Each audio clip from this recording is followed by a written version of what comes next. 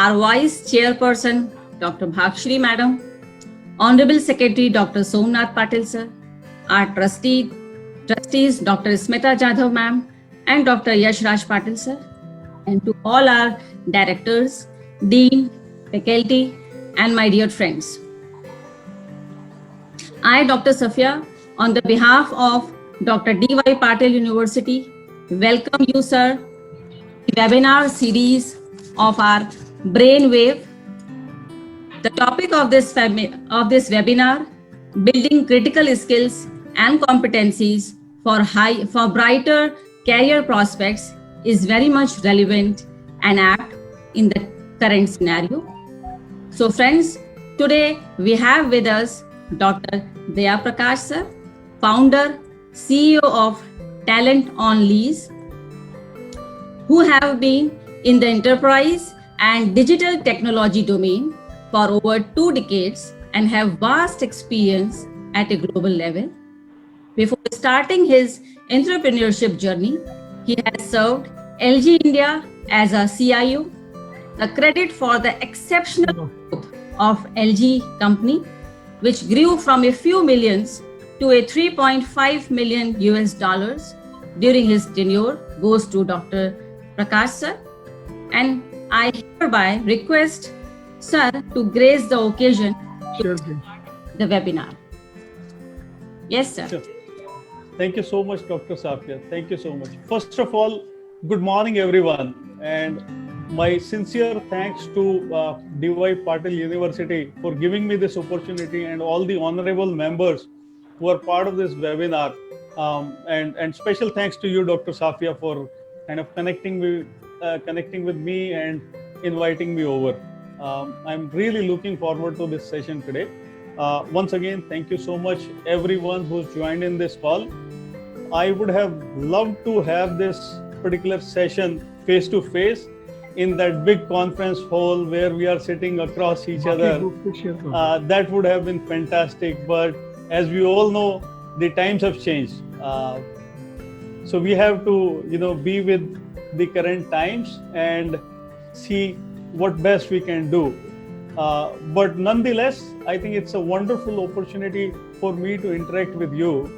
And I really, I'm looking forward to our interaction and hopefully adding some value to your perspectives, because I've got some experience in this industry now, right? So a very quick background about myself. So I am Daya Prakash, founder of Talent on Lease.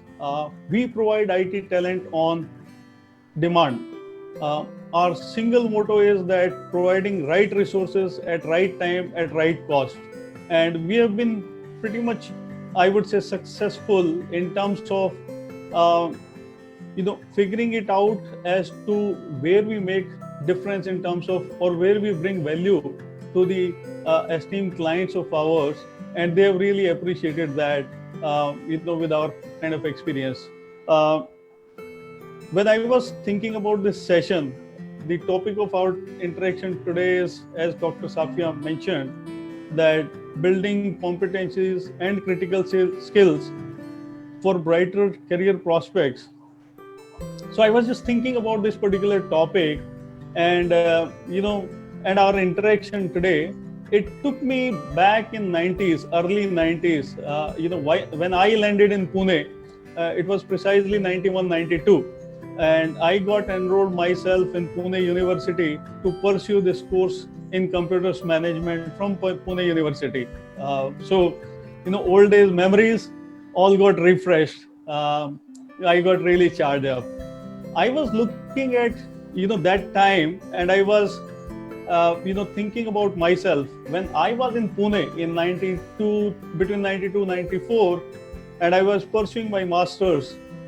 At that point of time, if somebody had asked me, what's the kind of growth rate in terms of GDP, what is inflation, what is liquidity, what is economic scenario, what is political scenario, trust me, being a student, I wouldn't care a damn about it. All I would care about is that, I am going to college today. I am going to meet my friends. Okay. What is my plan after college? Okay. Where do we hang around? What is the next movie that is getting released on the weekend? These were some of the interesting things that we always used to, be excited about. Whether it is making a, trip down to camp for Deccan area, or maybe, over the weekends, whether it is Lonavala or maybe other places like Mahabaleshwar, Matharan, etc., etc. So I mean all that, and I said that, yeah, when I was there in this situation, I had all these things in my mind.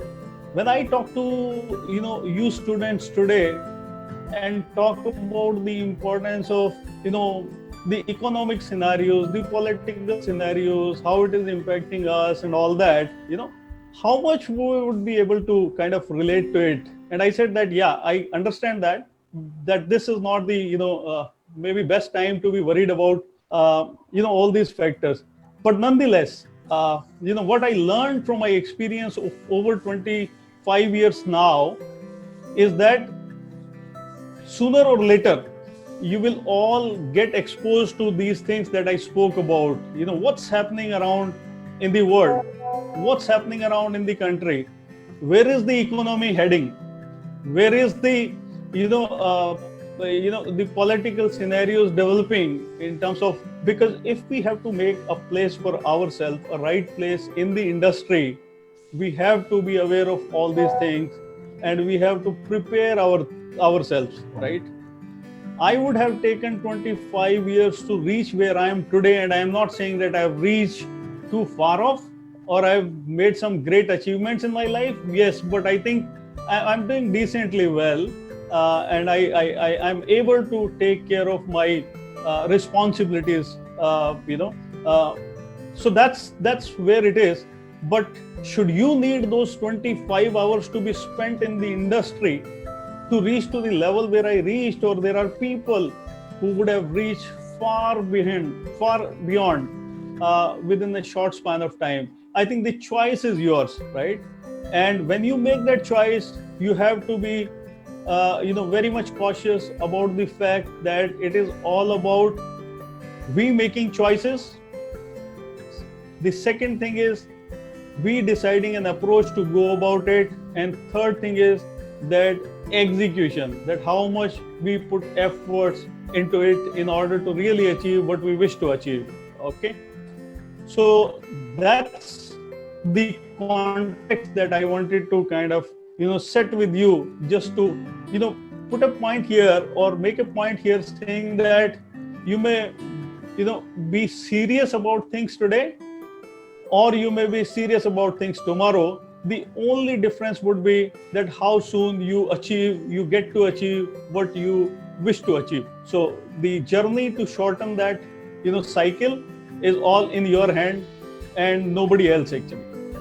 So take charge of that. If you really wish to really wish to make a difference there, take charge and start putting efforts. Okay. Now, let me just give you a little bit background on the current economic scenarios. The pandemic, it's kind of absolutely unprecedented situation. None of us, whether it is we are talking about our generation before us, or maybe like 2, 3, 4 generation you talk about, none of us has experienced this kind of situation ever before in our life. And very, very unfortunately, this is the time no one can go up to someone and say, hey, I am facing this problem. How do I deal with this? Right? So that's the reality of this pandemic that we have faced for the first time ever, all of us. Right? So we have to figure out our own ways to deal with this. Right?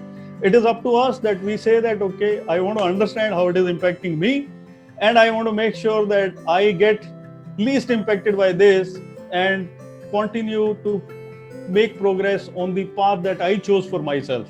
Right. So that's completely in our hand. But look at worldwide scenario here, of this pandemic. Complete slowdown of economy. It is not about the fear of economic slowdown, but economy has literally slowed down. Hundreds and thousands of people, millions of people are losing the job on almost every week basis, right? In India also, if you've been keeping a track of things that are happening in the industry, you would observe that many of these big companies that you would have dreamed about getting a job in are in a position today that they have to say that we cannot entertain any more new employees. We are already struggling dealing with this situation where we are thinking about what do we do with our existing employees, right? Should we retain them? Should we tell them, So that's the difficult situation that we are facing now. In next couple of months, at least, I clearly see, and in fact, maybe next 1 year or so, also, I clearly see, and when I talk to the leadership teams, in the industry, they clearly tell me that this market that you will see post-COVID is going to be buyer's market. When I say buyer's market, I mean to say that people who are aspiring for jobs will have lesser say than the people who are going to hire you, right? So we have to clearly understand how difficult situations we are going to face. And I'm not saying this difficult situation for scaring you guys. My whole objective and the intent here is to give you the real inputs from the industry to help you prepare yourself much better so that the competition which you thought, let's say a year back, that you are going to face versus the competition that you are going to actually face is going to be very different, very demanding. So I'm just trying to prepare you for that and not, again, I'm saying, repeating myself, scare you of the situation that you are going to face, right? Now, the job scenarios are tough, right? You would have seen people who, graduated even last year or are graduating this year. They have this difficulty of finding a place for themselves. Where do we park ourselves? So this is a big challenge being faced by all of us. Now, other day I was talking to the CFO of a fairly large internet-based company, and I get some perspective from them. They said that, at this point of time, you will see two kind of, organizations. One set of organizations which will face difficulty of, sailing through this turbulent time. The another set of organization is the one which will take advantage of this situation and build so much of a competency by focusing on their core to outplace or outdistance their competition in such a way that, they will be far ahead. They will be treated as leaders in the industry, in terms of the organization. And similar is the case with people. When it comes to people, when it comes to organizations are nothing but people who work for these organizations, right? So and I'm not saying that, the services or the product offering of the organization is any less important, but it is about the people who work in that organization. They take that organization leaps and bounds in terms of beating the competition. So again, it very much depends on people. So when it comes to people is nobody else, but it is you, me, whosoever is going to serve this industry, right? So again, you will find two kind of mindset in the people who are going to serve the industry. One who will worry about how do I sustain myself in the organization and how do I make sure that I stay relevant to the organization. So keep doing something or the other in order to kind of look for survival. Whether we will survive, we will not survive, only time will tell, but that is the thought process. The other set of people would say that, okay, I am faced with this tough situation and I am not finding anybody who can help me understand how do I deal with this situation, which means I need to figure it out. I need to get up, figure it out myself. What do I do about this situation? How do I make myself most relevant in the organization? How do I take my organization forward by taking or assuming responsibilities much beyond my defined charter of role and responsibilities, right? And my suggestion to all of you would be that try and be the part of second category versus the first category, right? Now, at this point of time, I would like to say that it is very important for all of you, including me, all of us, I would say rather, to stay relevant in the times. How do we stay relevant in the times? It's very simple. The simple formula of staying relevant is to build those competencies and critical skills that will make us or retain us as ever relevant, which means that the industry that we serve, which means that the companies that we serve, which means our workplace, right?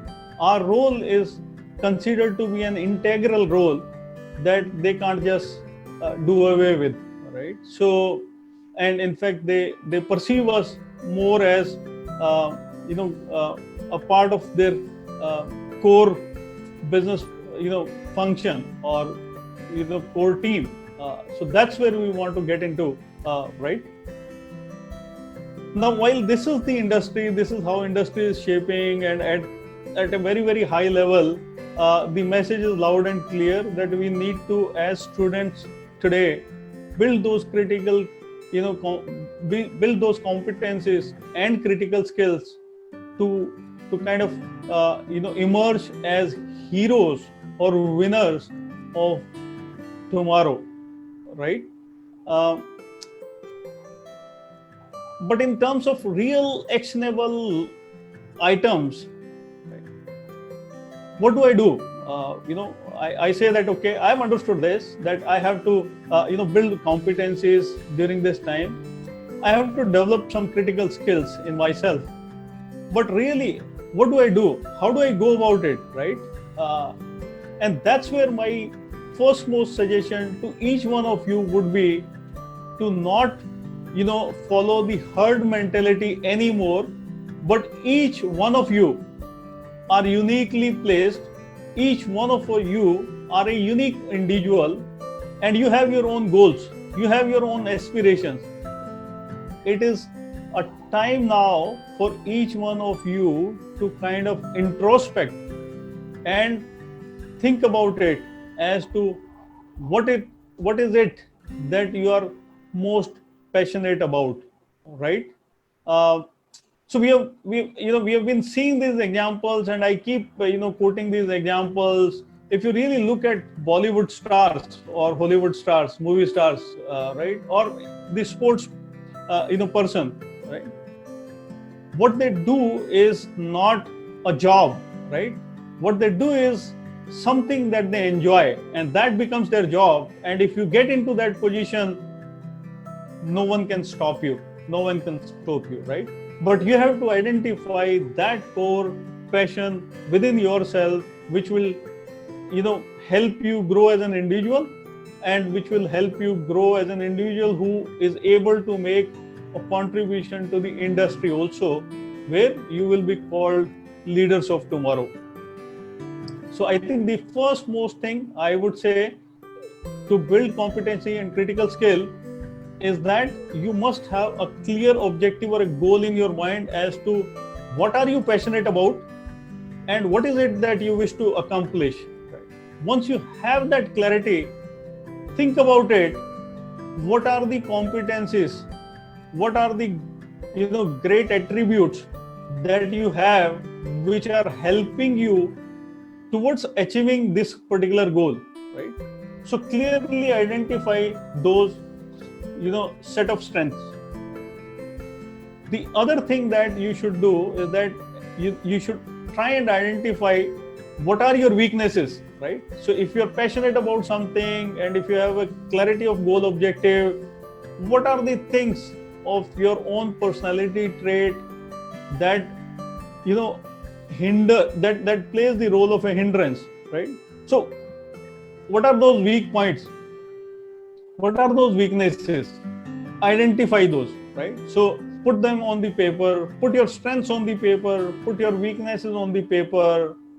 Try and identify, given the current context, right? Try and identify what are the opportunities that you see they exist in the external world, outside world, where you can really excel.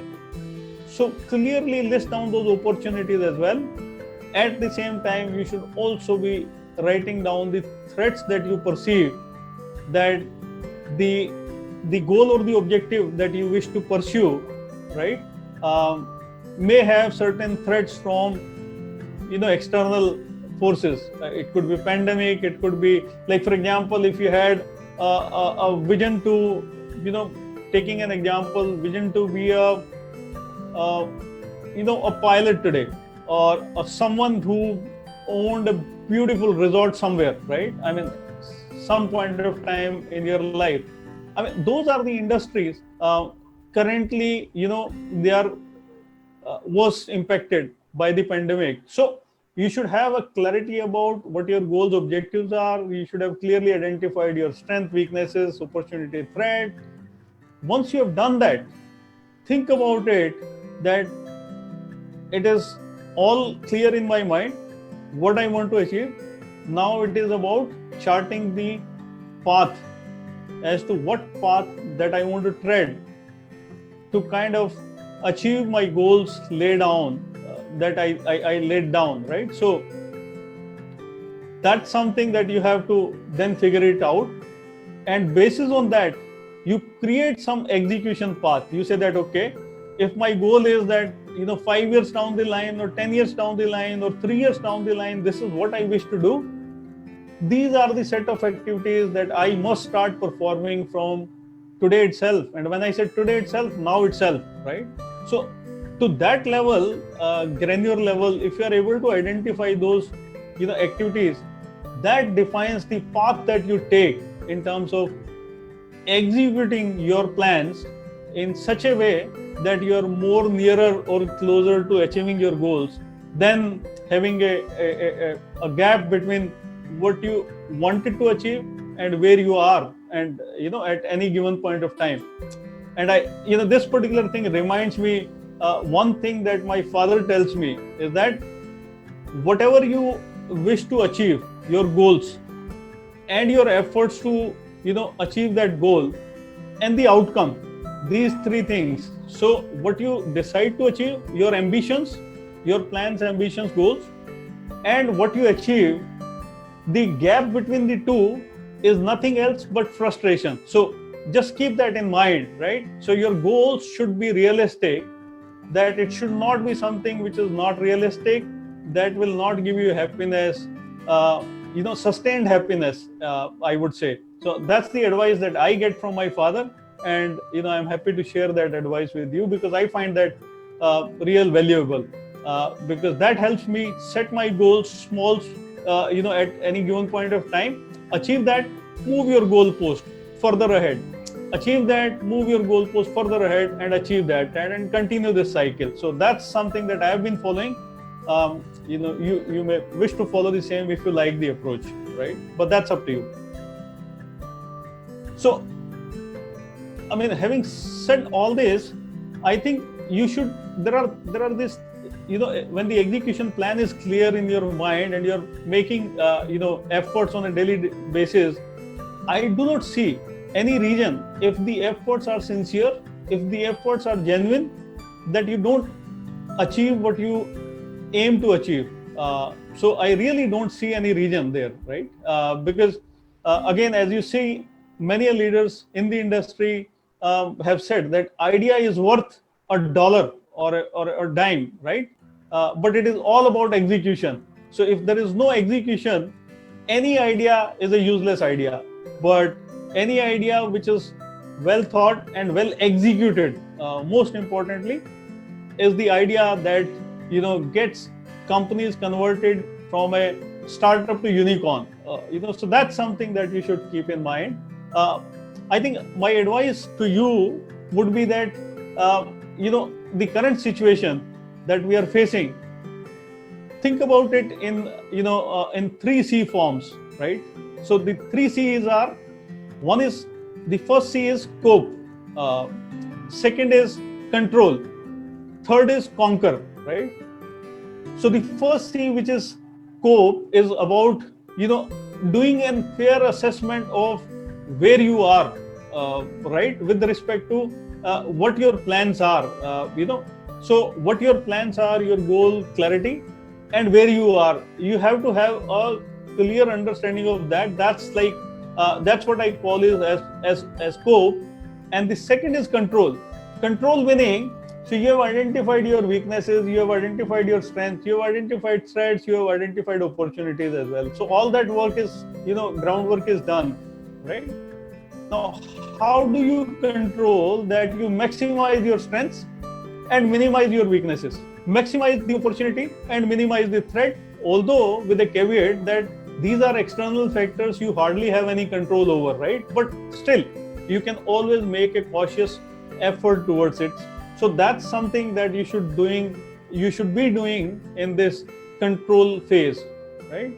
And the third and the important most, where everything makes a difference, as I said, that between startups to unicorn, or between anybody else to the heroes or the leaders, is about conquering, right? So they are not looking at this pandemic as a problem, so to say. Yes, it is a problem. So they are never far away from the reality, ground realities. They are always dealing with the ground realities, but their mind is always focusing on how can I take advantage of this situation, and not how do I deal with this situation, as much as they would be worrying about how do I take advantage of this situation. So that's the key differentiator here. So these are some of the thoughts in my mind from a career building point of view, from a competency building point of view, or critical skill building point of view. All I would say, identify your passion. Some of you may want to become data scientist.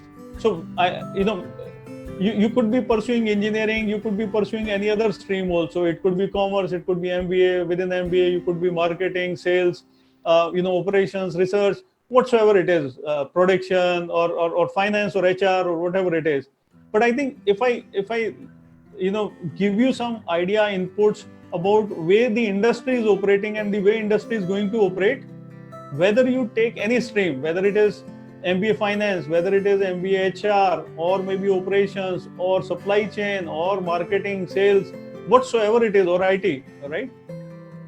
In all these functions today, because the competition is so tough, you would be required to have with you the analytical bend of mind. So, you don't have to be a data scientist, but you have to have the analytic skills, right? No more are the days where you can just say that, my skills on a knowledge of a particular function would just get me a good break, but my ability to analyze situation and find problems and propose solutions against that, is not important. I think that's the most important today.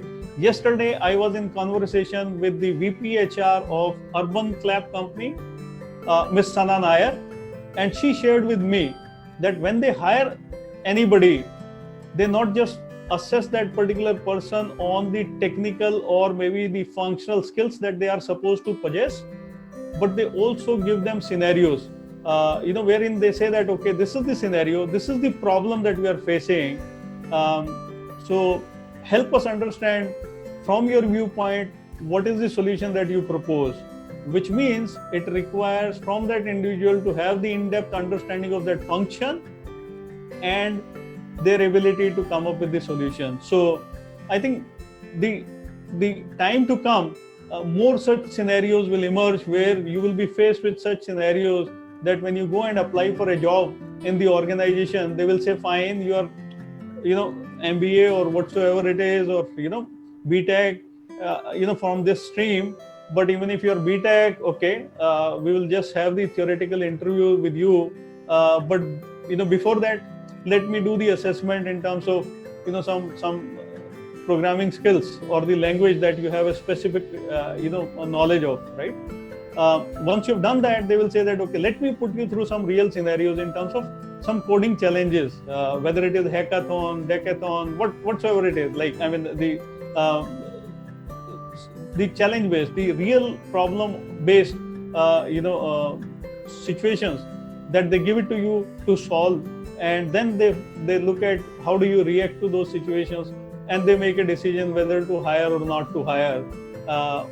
Mind you, the last leg of hiring is always whether you have a right attitude or not. So I will come back to the attitude piece, but just keep in mind that besides all the techno-functional skills that you may have, the most important skill is the attitude, right? The one who's ready to take charge. So again, giving the example of my conversation with Sana Nair yesterday, she said that we are always looking at missionaries, and what missionaries do, they don't just get defined by the scope of the work that is given to them in the beginning, but rather they are said that, okay, this is the area that you have to contribute in, and they come and then say that, okay, I want to contribute here, I want to make it better, I want to make it best, and they continue to work, on that account with that zeal and with that spirit. And these are the kind of people that we love to retain with us or have with us forever, right?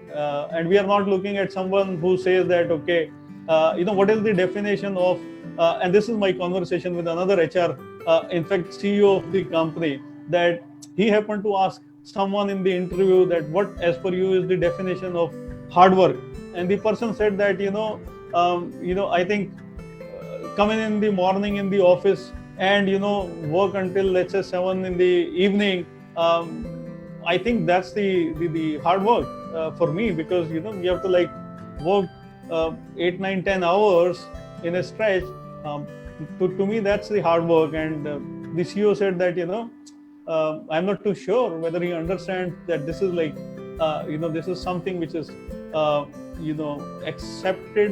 expected from an employee as normal, or this is like exceptional. So that's something that we have to understand. So our ability as an individual to take charge of situation and say that, okay, I am supposed to be working on this, I have done this, but I think I can contribute here as well, right? So go back to management and say I can contribute here. Those are the individuals that those are going to be loved by, all in the management, because you're really helping people move up in the cycle value chain, and you are all collectively helping those organizations move up in the value chain. So those are the personality traits that which are kind of required from the individuals in today's scenario, right?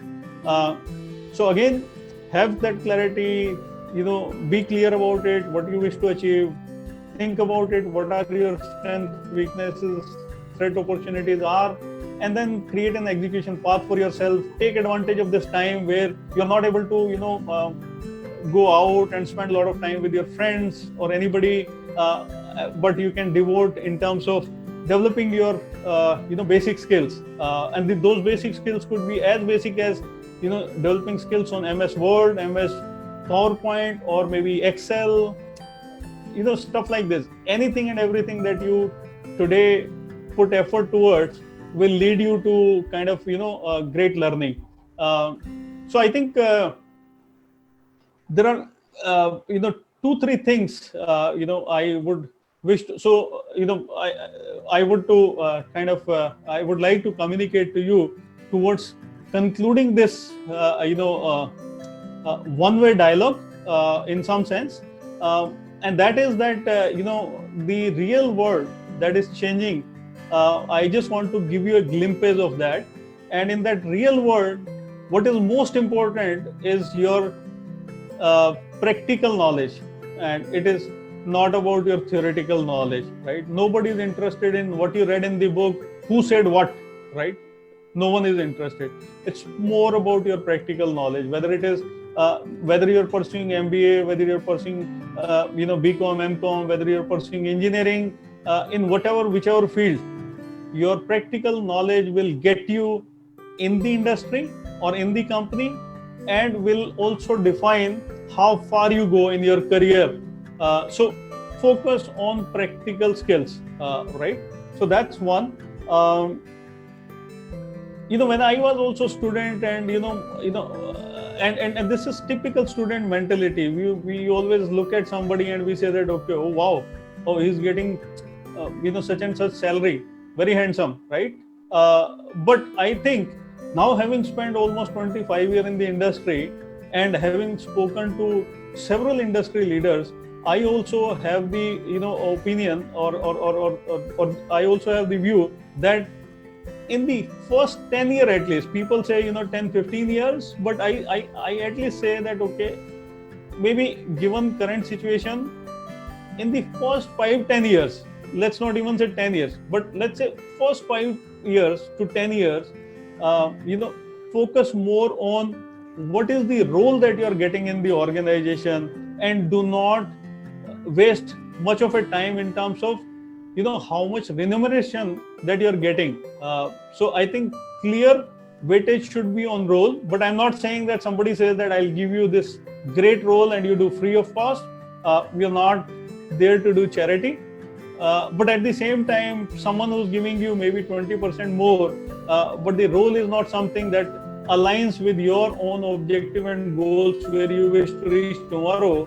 Mind you, your first job will define how right or how diverted you are on the path of achieving your own goals and objectives. So I think that's another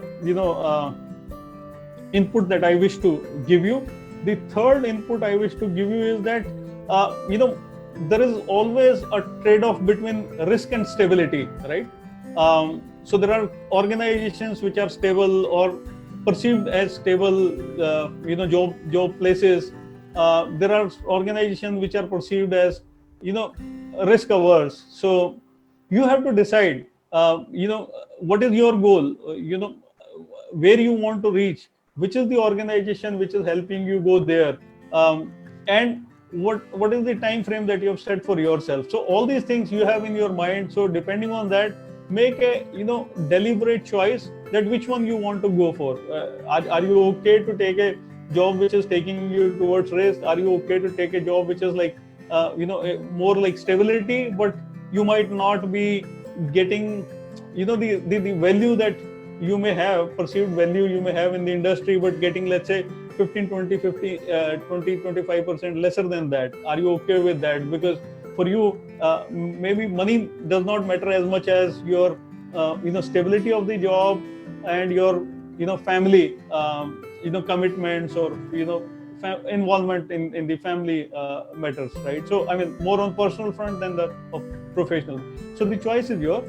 The only one advice I would like to the biggest advice I would like to give all of you before you start your career, right? We would have thought maybe 2, 3, 4, 5, 6 years back, we would have thought, okay, I've got into college now, I've got into university now, it's just about 3, 4, 5 years that I'm away from 4, 5 years away, I'm away from my first job, and once I get my first job, I will take a loan, I will go for a a two-wheeler, four-wheeler, or maybe within 5 years I want to go for a house, or anything like that. Times are very, very uncertain. I think it is better to establish your foot into the the corporate world before you get yourself I think into the cycle of the debts, and then you try and figure it out. Do I worry about this, or do I worry about the end goals that, or the goal that ultimate goal that I had thought about myself? So I mean, I would say avoid debt as much as possible at this point of time. 3 years, 4 years down the line, 2 years, 3 years down the line, you can reassess the situation, and hopefully the situation will change for better. and you will be in a better position to make that conscious decision at that point of time, but just avoid it at this point of time. With that, I think the basic message that I wanted to give, I think I have given that basic message to you, which means utilize your time in building your competencies, critical skills, which are completely aligned with your own your own goals. So if you have done that, I think in my mind, it's just about when you get the actual job or in the corporate.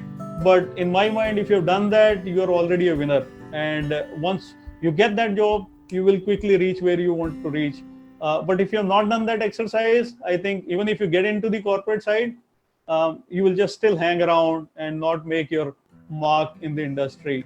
Wishing you all the very best for your careers, and I would love to interact with you whenever you guys think that I could be of any help. I'm accessible on LinkedIn. I'm accessible on other social media channels. Feel free to come and talk to me if I could add any value to you. Once again, thank you so much, Dr. Safia, and DY Patil University for giving me this opportunity to interact with the students. It was a wonderful experience, and I'm happy to take the questions now. Yeah, thank you so much, sir. This is Sandeep here. Yes, Sandeep. We have some question that your session was very wonderful and knowledgeable. We have Thank some you so much. questions on Facebook comments. So I'll Sure. just want to put the question one by one.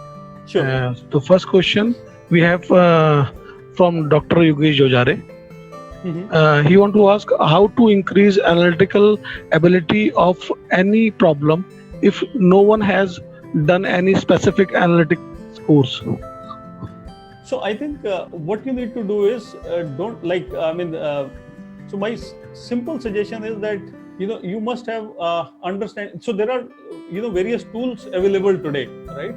With the help of that and with the basic concept. So there are multiple courses available today on Udemy and Coursera, which one can go through, which are very simple to understand, and they don't require you to be an engineer or expert in mathematics. So go through those courses and have a basic understanding of tools like Excel, or maybe other tools which are like business intelligence tools, which are simple to use. Maybe Excel to SQL, and then some of the tools like ClickView and Tableau. There are other tools. Statistics tools are also available.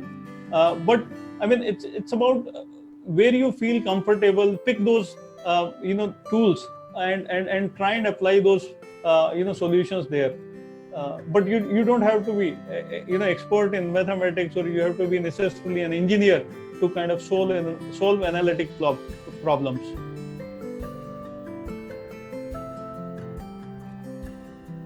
I'm not able to hear you, Sandeep. You're on mute. Okay. Yeah, thank you so much for the reply of this question, sir. The second question from Professor Manashi Mehdi. The question is, sometimes it do happens in spite of very good student career, interview cracking becomes very difficult. What do you suggest for such a candidates? Okay, I think excellent question. It does happen, and there are. I think when you are, going through this interview experience, there are two things. There is something that you do right to get selected, or there is something that interviewer does right to get you selected, or other way around, that you do some mistake that you don't get selected, or maybe the interviewer is not able to really assess the skills that you have, and you don't get selected. However, to improve the chances in the interview, cracking the interview, I would always advise to all the students and everyone that when you are going for an interview, right, you have to be absolutely clear about what is the job role for which you have applied. If you have understood that, which is the company that you have applied, if you have these two things in your knowledge, right? So what is the company, what is it expecting from this job profile?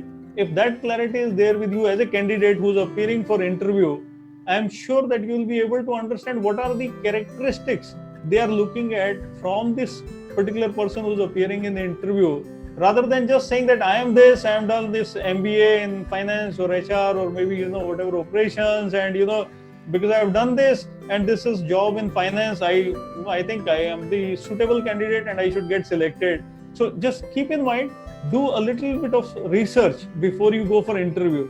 Do a little bit of study as to and even take the opportunity of asking these questions to the interviewer, that you are interviewing me for this particular job position. What is the importance of this job position in your organization?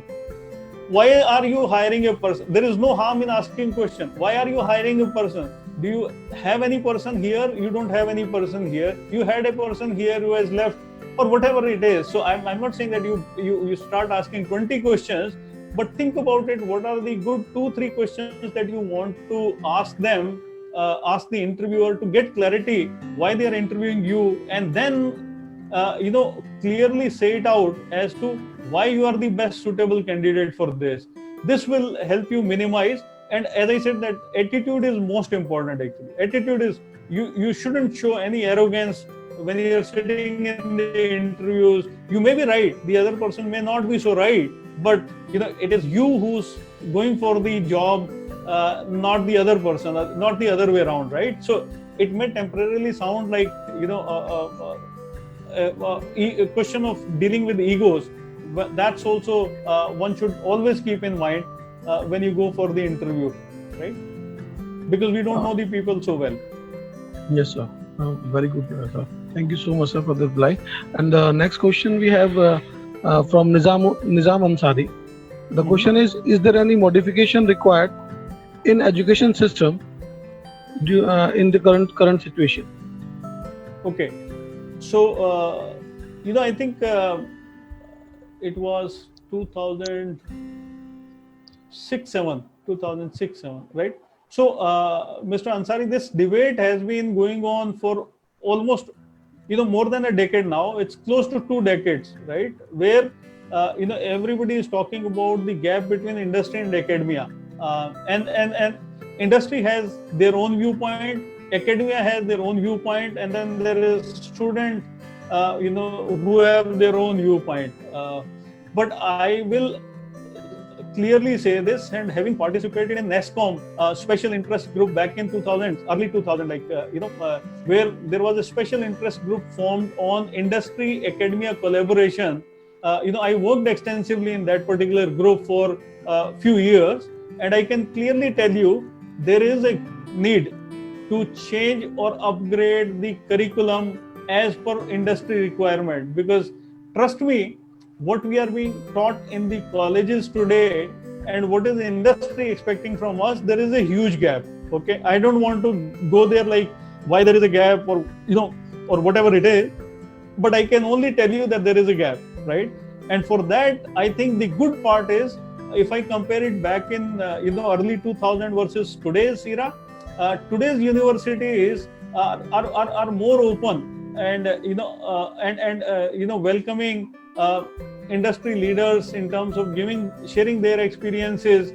And this one session is one example where clearly DY Patil University is trying to connect with the people from the industry, right? So just to understand what's happening in the industry and maybe take some input from there and incorporate in their course curriculum, or maybe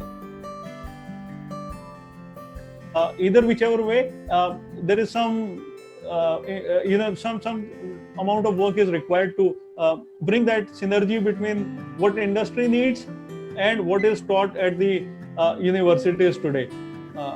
That definitely is required. Thank you so much, sir, for the answer. The next question we have from Mr. Navnath Jadhav. You want to ask, due to the pandemic of COVID-19, many industries are closed down. Core of the employees have lost their job. In this situation, in coming couple of years, which factor will have good opportunities for the freshers? Okay, I think there is a very, very simple answer to that, right? Each one of us today, we are living with minimal stress, right? So what is called as essentials, right? We are surviving on that. I think today is what, 66th day of the lockdown, right?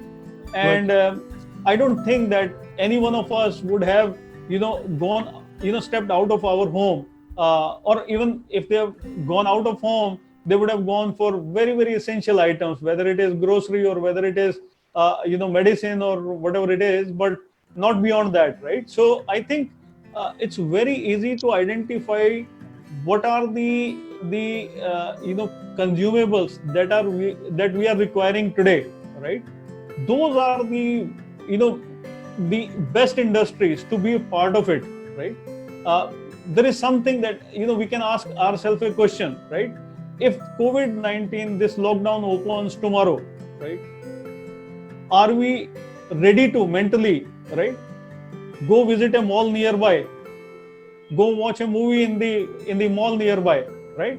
Or take a flight and visit a place that we wanted to visit, right? I mean, these are some of the very, very basic questions that we should ask, and the answer will come automatically that, okay, if I'm not willing to take flights in next, let's say, 6 months, unless it is really required, because I have no other option but I have to take it, right? People are taking flight today as well while we are speaking.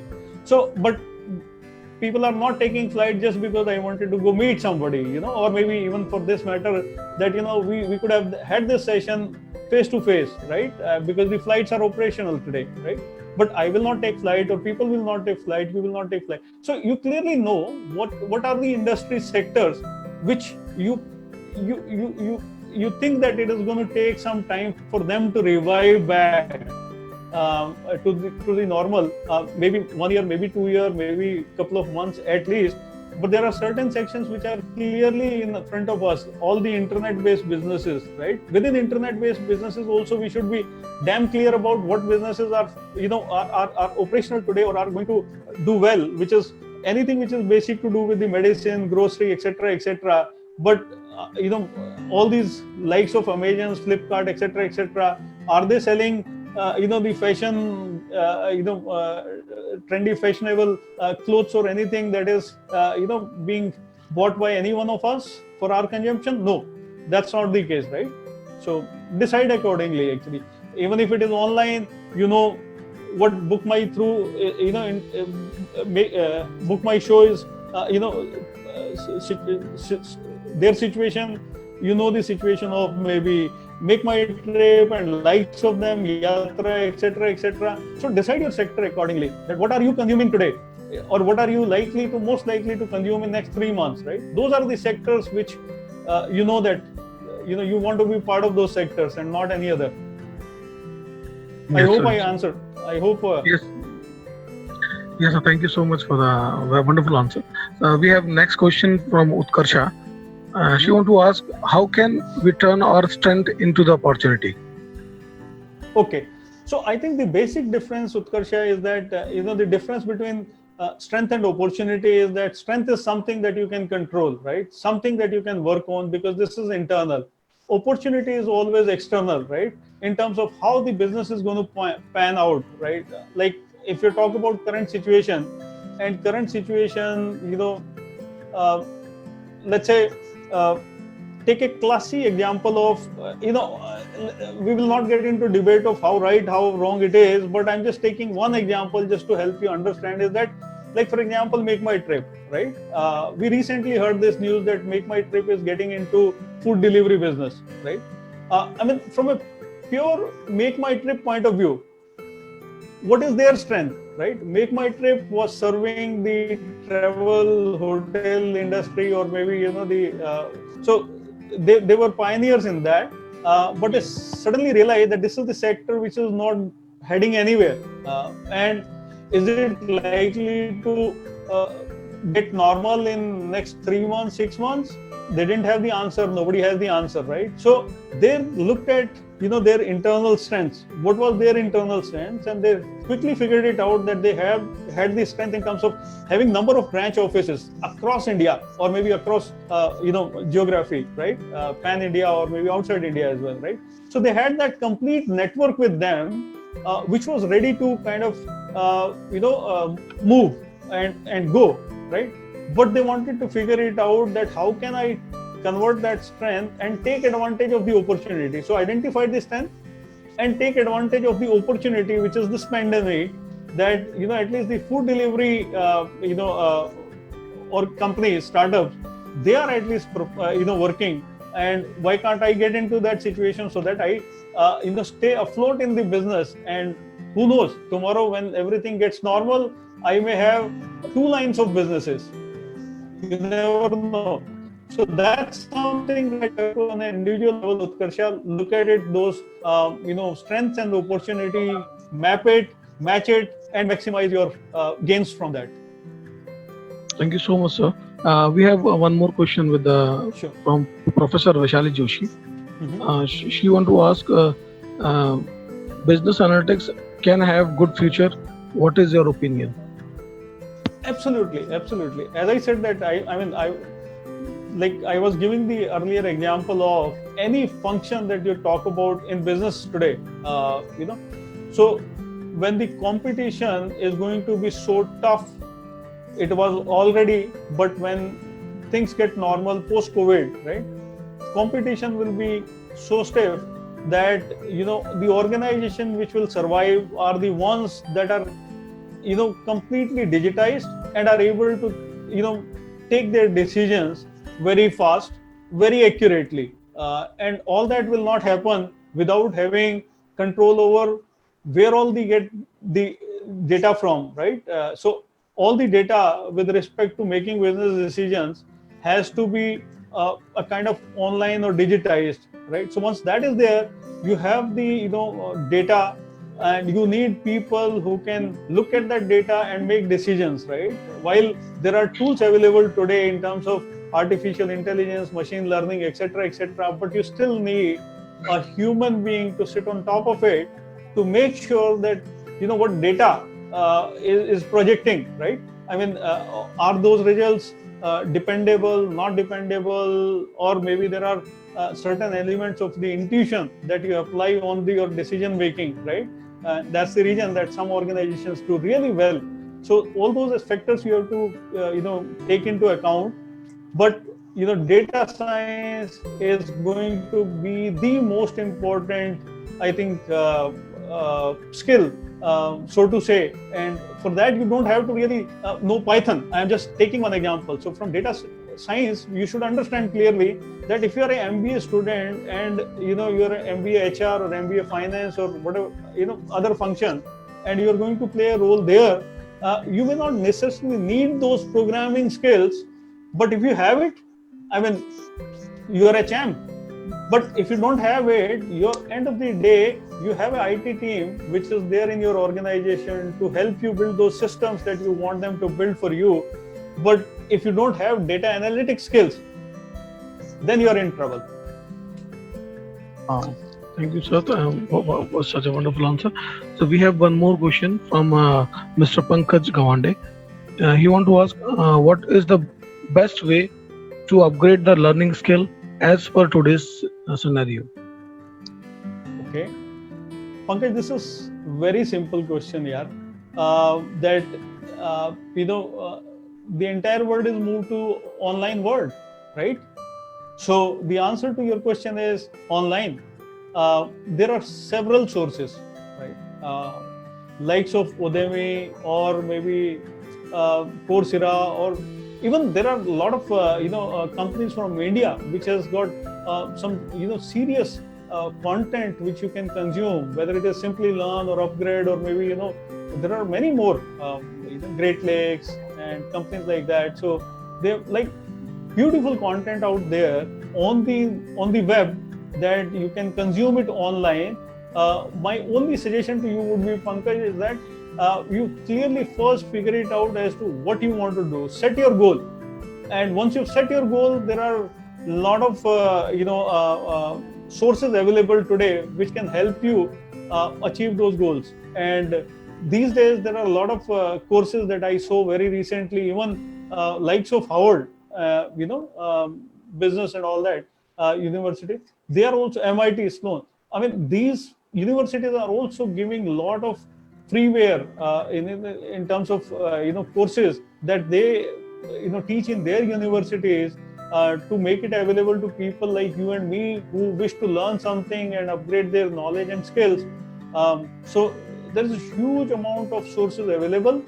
The only way to consume today is online. That's as simple as that. There is no other way. So what are you waiting for? Just think about it, what you want to do, and you will get access to thousands of such sources. But you should just my word of caution to you would be just pick up those sources which are legitimate. I mean, the likes of what I'm saying, Harvard maybe, or maybe MIT, or maybe upgrades of Great Lakes, or maybe stuff like that. Simply learn. So authentic stuff, and you can consume it at your own will and at your convenience. Thank you for the answer, sir. We have a question from Ruchita. She want to ask what leadership skill and perspectives are critical for success. Okay. So as I said, in leadership qualities, the most important quality of any leader is about the right attitude, right? Besides that, I mean, some of the things that industry is expecting you to bring those traits to the table are absolutely important and necessary. Are agility in my mind, because the scenarios are changing so dynamically, right? I mean, look at the amount of data that is flowing to us every minute, every second basis, that okay, so and so part of this let's say country, or so and so part of this world is getting into lockdown. Status here is red, here is green, orange, whatever it is, and these things are changing very rapidly. And when they are changing so rapidly, you have to make that decision. Okay, let's say you're part of the organization, and you had to and you were heading the HR function. You had to take that call whether you should call your employees the 30%, 50%, whatever is the allowed limit, right? Whether you should call them in the office, or you ask them to continue to work from home. Let's say you had the need where you had to call people in office for certain regions that the situation cannot be avoided, but suddenly you get to hear that okay, fine, you've got like lockdown situation and all that. So you have to make very quick decisions, quick adjustments into your decision making, into your policies, processes, etc., etc. So agility in my mind, and the right attitude, the positive attitude. It's all about if you think that if all of us, we think that I'll succeed if my organization succeeds, right? If my organization does good, I will automatically be doing good because I'm contributing actively in that. So I mean, if you keep those basic factors in mind from a leadership traits point of view, you're I think going to go miles. Thank you so much, sir. So we have a question from Professor Bhuvan Jain. Okay. He want to ask, it has been noticed in job description many skills are mentioned, much beyond the scope of job description. How would you want that to be addressed by the students? Excellent, Sandeep. I think very good question.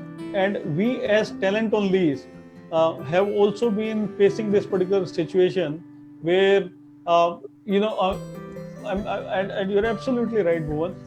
We faced many times the situation where a company asked us that okay, as I said that we provide IT talent on demand. So there are a lot of companies who approached us and they said that we are hiring for our organization, and this is the job description, and you find us right people. And we looked at that job description, and it had the laundry list of whatsoever is possible to have in that technology, because it's all kind of taken from internet. Now this doesn't help actually. So what we have started to do is that because we come in from IT background. I personally pursued IT course, so and so is the case with my founding team.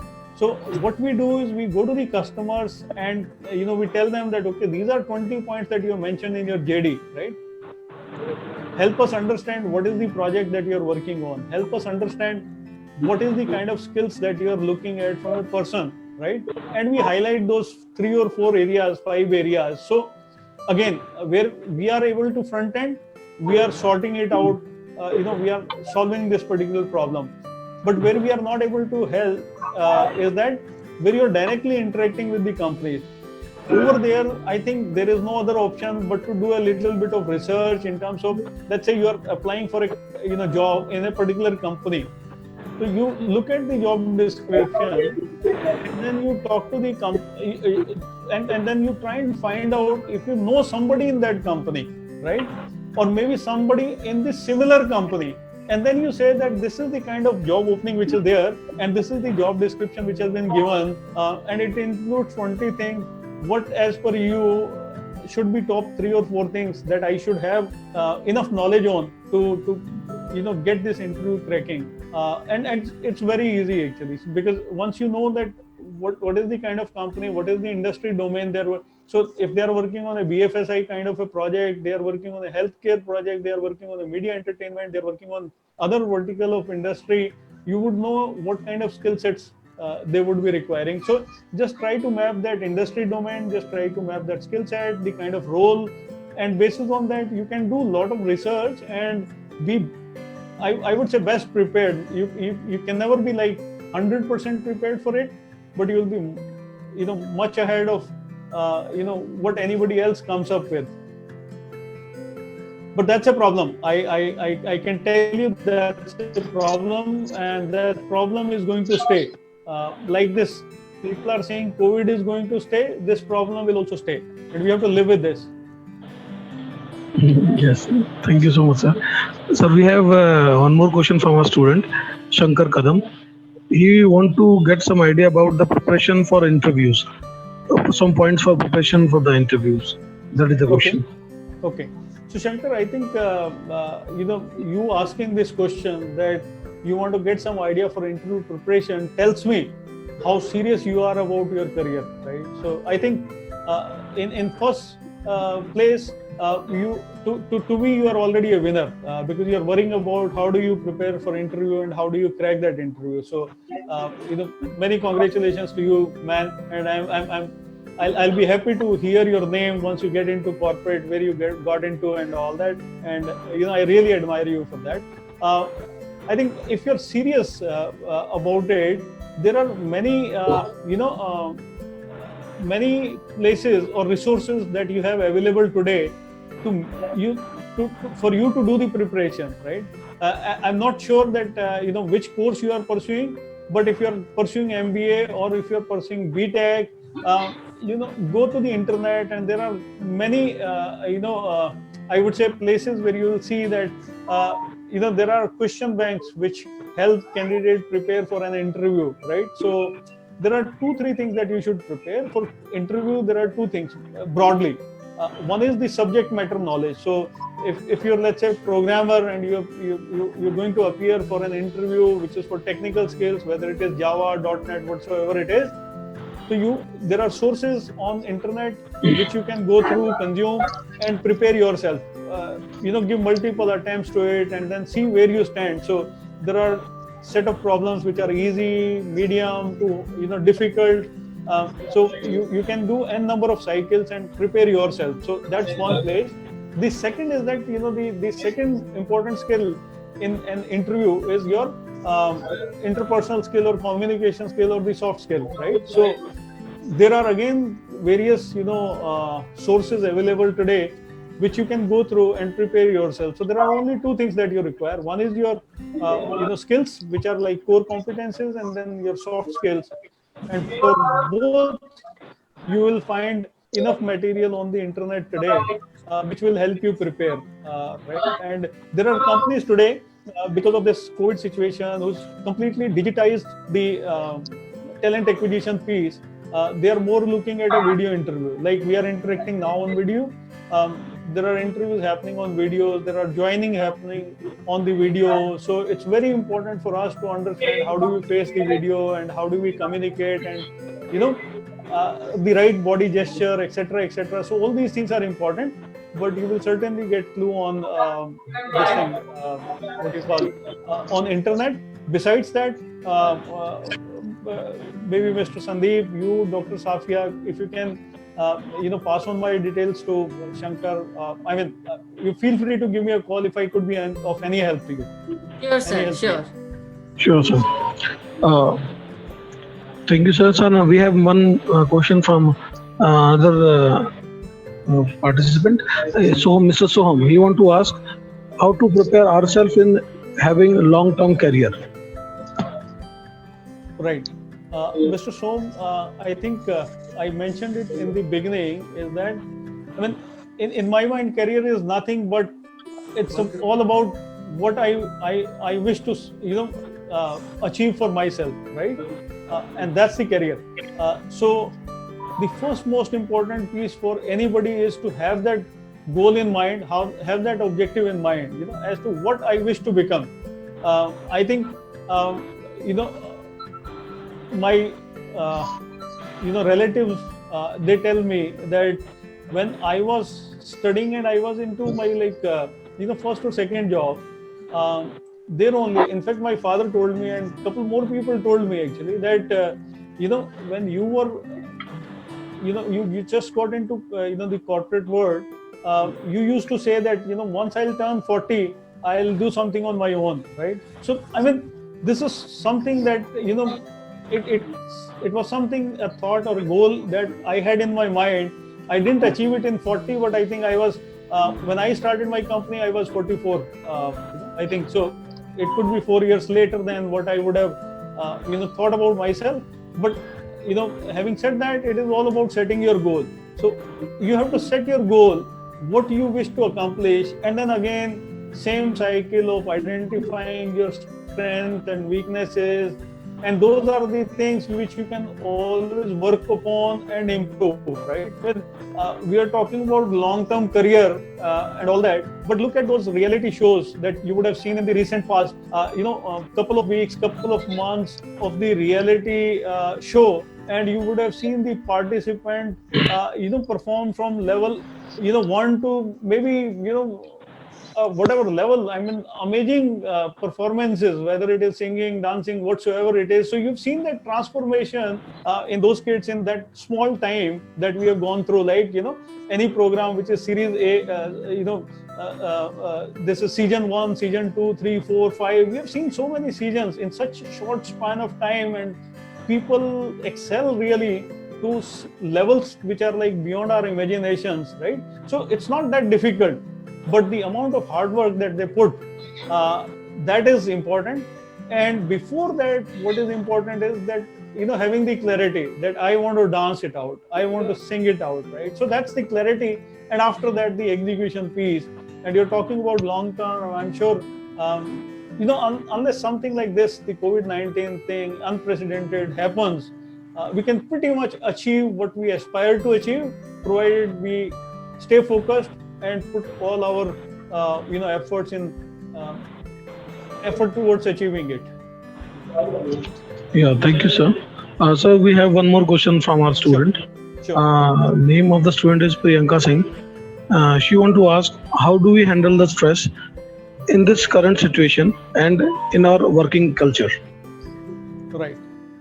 I think this is the most important question of the time. I run a business today, right?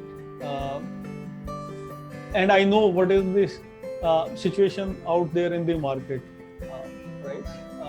So we are into, as I said, that providing IT talent on demand, right? Now, earlier, if we used to have 5 inquiries on a daily basis, or 10 inquiries, or 15 inquiries on a weekly basis, right? The number of inquiries has come down because at this point of time, people are not really hiring. They are trying to figure it out. What do they do with their existing workforce, right? So the situation is such. But in this situation, what do we do? Shall we say that, okay, fine, we will stop putting our efforts, and when the situation improves, we will again start putting efforts?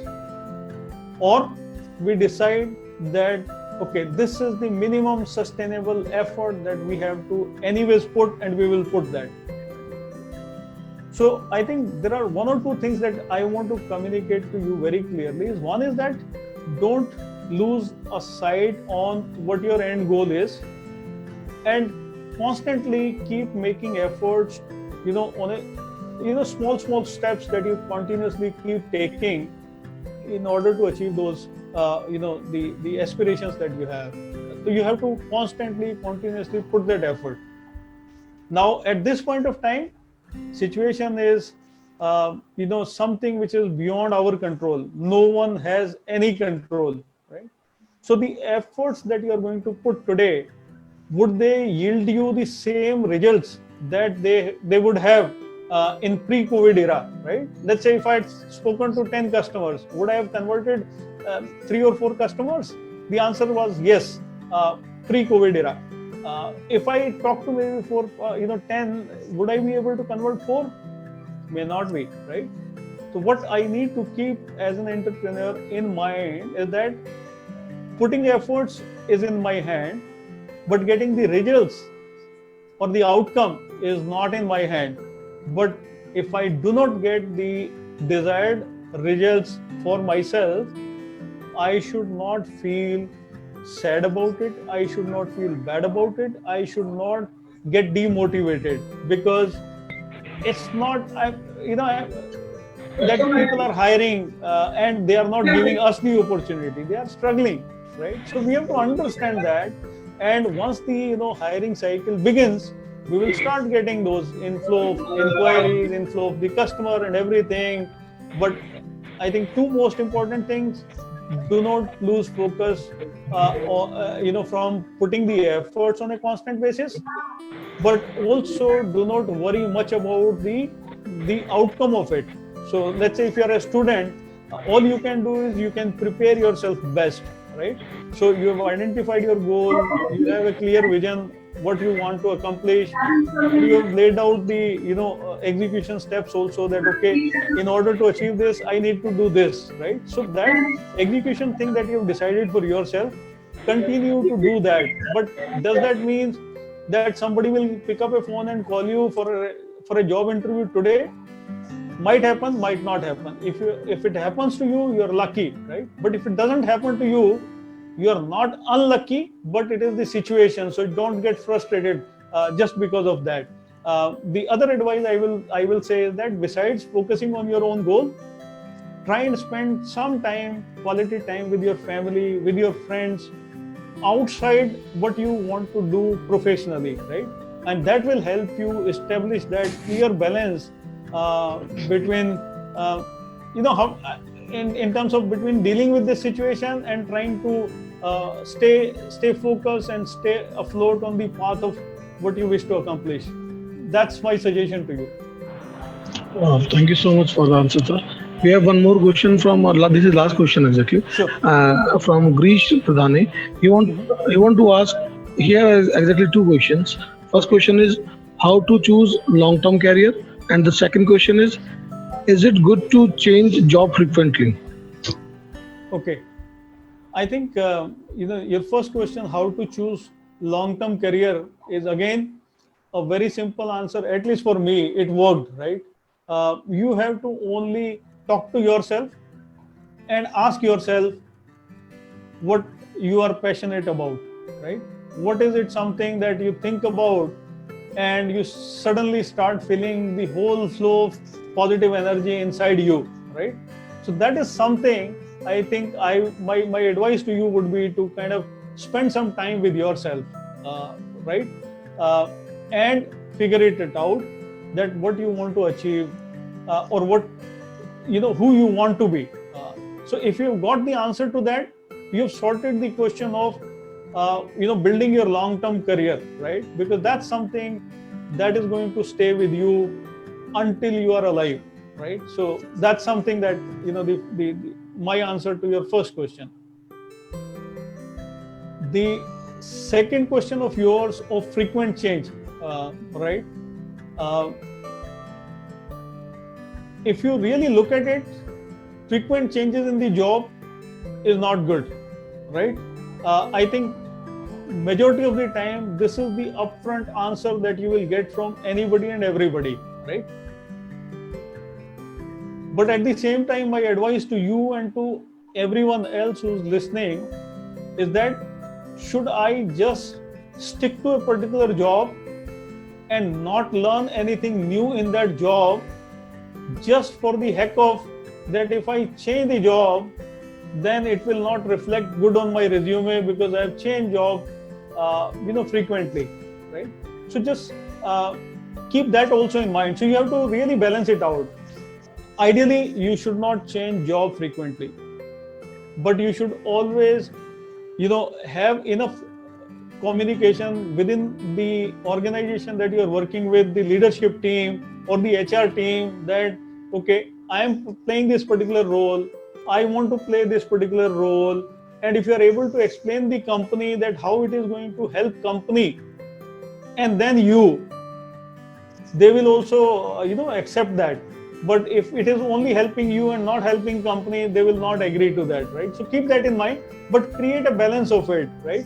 So stay in the job, but also have this thumb rule in place saying that I want to go to office every day, that I am learning something new here. But if I'm not learning something new here, should I come to the same office back? May not make sense to me, at least, right? So, but figure it out. Yeah, generally in the industry, frequent changes in the job is not considered to be a very good thing to have in your profile. When I even get and I'm sharing this personal example and nothing to do with like how it is perceived, but generally it is perceived not so positively. When I receive LinkedIn requests from people in the industry, I look at their LinkedIn profile, and if I see that this guy was here for 8 months, here for maybe 13 months, 12 months, 9 months, 10 months type, I genuinely ask question to myself, should I connect with this guy? Like, I mean, unless there is something that I see on the top wherein something is being done currently where there I see consistency and some meaning, but otherwise I say that, frequent changes, there's no stability in thought and mind, right? So even if I connect with this gentleman today thinking that this gentleman is so and so, let's say in HR function, or maybe in IT function, or maybe in strategy function, or maybe finance function, but within 8-9 months he will be gone, he will be changing his stream, he will be changing his company, he will become whatever it is. So that's a question that will always reflect back on you. So avoid that. Yes, sir. We in between we have received one more question. Sure, I'd like to I'm put happy on. to answer. Yes, sir. This question is from Avinash Kumar. He just want to share a thought. He's sharing his thought exactly. He said, I consider under the present circumstances, the avenues are better.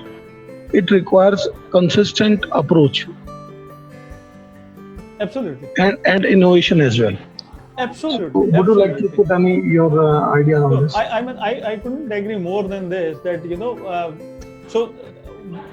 have to have clarity of your thoughts. Once the clarity is there, all it requires is consistency in your approach. So you have to be consistent in your approach towards making achieving your goal, right? So that's definitely there. And if you have to achieve your goals and you constantly making efforts to achieve your goal, right? There are all the other people doing the same thing. Let's say there are 100 such more people doing the same thing, right? So how do you become different, in the sense that how do you become leader and not someone who's a follower? It will only be defined by your approach. If your approach is innovative, right? So the innovation piece that is spoken about, right? If your approach is innovative, you might reach over there faster, and be more effective than the other people who are trying to achieve the same thing, but they are not innovative in their approach. It will take several days, several months, several years to achieve, right? So you could be much ahead of the competition. And I completely agree with this approach of consistency. So avenues are plenty, right? But if somebody says ki my passion is on the let's say hotel industry or airline industry or any other such industry who's got affected adversely, right? But is not able to think anything beyond that, then you have a problem or a challenge that you seriously need to sit down and think what you should be doing next. But otherwise, find the opportunities, maintain the consistency, and bring the innovation in your approach, so that becomes part of your DNA. Thank you for the answer. Hello? Yes, Sandeep. Yeah. Sir, we have one more question from Jaideep. Exactly. He's saying that ambition is important in our career for achieving our goal by planning.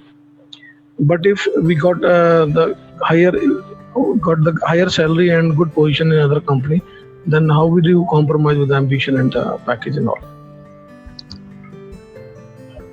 It is completely dependent on the individual, right? Somebody was just asking a question before, Jaideep, that how do I achieve my long-term goals, right? And here we are asking about the question of trade-off between what your ambitions, what your goals are, and compromising on those for certain reasons. It could be monetary, it could be anything else, right? So I think here, you don't have to get answer from any outsider, including myself. I think the answer has to come from within. So you have to ask this question yourself, that if you get certain opportunity where you are able to get, let's say, better financial gains, right? And you have a long-term objective for yourself in mind, right? Should you be making that compromise, or should you be making that adjustment to your plans, right? If you think that if I take this option now, which is on my way, or if I can see this option coming my way, I take this, which will completely derail me from the track of achieving my goal or ambition, right? So are you comfortable changing goal for yourself, that the final objective, the end objective that you wish to achieve in your life? If you're comfortable, go for this one. If you think that you are gainer here, and for this temporary gain, you are willing to even make shift in your fundamental approach, I think that question you have to ask yourself and get answer from yourself. But if you ask me theoretically, or if you ask me from my own experience, once you've laid down a long-term goal for yourself, you will be able to achieve it. It may take time, but you will be able to achieve it, and you will be able to enjoy it most, and the whole journey once you have achieved it, versus those small gains that you're talking about, which comes in between. But you have to make the choice. Yes, thank you so much for the wonderful answer, sir. Sir, now I'll just add one more thing, is that yes, sir. So anybody who you would have seen in terms of a successful person today, right? I just wanted to add this perspective. Anybody who you would have seen as a successful person today would not have taken that approach of deviating from the fundamental goal, right? And looking at short-term basis, right? So I mean, people who have reached to the top, they have consistently followed their dreams, and have put in consistently efforts to achieve those their dreams, right? So just keep that in mind, and share any single example you may have in your mind wherein someone wanted to be somebody, and just got lured away by those small gains in the journey, and yet became successful. I am yet to come across any such example, but I'll be happy to learn from you if there are any. Yes, very, very wonderful thought, sir. Thank you so much, sir. And now I would like to invite Dr. Safia Farooqui for a vote of thanks for the session. On the behalf of Dr. D.Y. Patil University, I thank you, sir, to be a part of our Brainwave series webinar, doing under the esteemed guidance and leadership of our trustee and executive director, Dr. Smita Jadhav ma'am. for enlightening us with such a wonderful thoughts, and which definitely have motivated us to enhance our knowledge as well as our capabilities.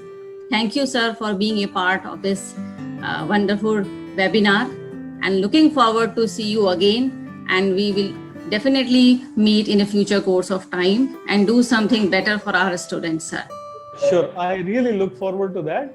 And I think I must thanks to you and DY Patil University for giving me this opportunity to kind of share my experience with the students here. I am grateful, I am thankful to the university, to you, to Dr. Smita for giving this opportunity to me, and had a wonderful, I think, session today. The kind of questions that came up, I think, I can clearly see the students who particularly ask these questions are absolutely on right path. They are concerned about their career. They are, focused about their career. And I know that, many of those students who are there in this call today or this session today would be the leaders of tomorrow. And I really look forward to meeting them, whenever time permits, and whenever we come across in our professional careers also. Wishing every student out there all the very best. Times are tough, but that doesn't mean life has stopped, right? Life is going on, and the things will be back to normal, but it will not be back to normal. It will be back to new normal, right? So adjust yourself, attune yourself. Wishing you once again all the very best. Be successful. May God bless you all. Thank you so much.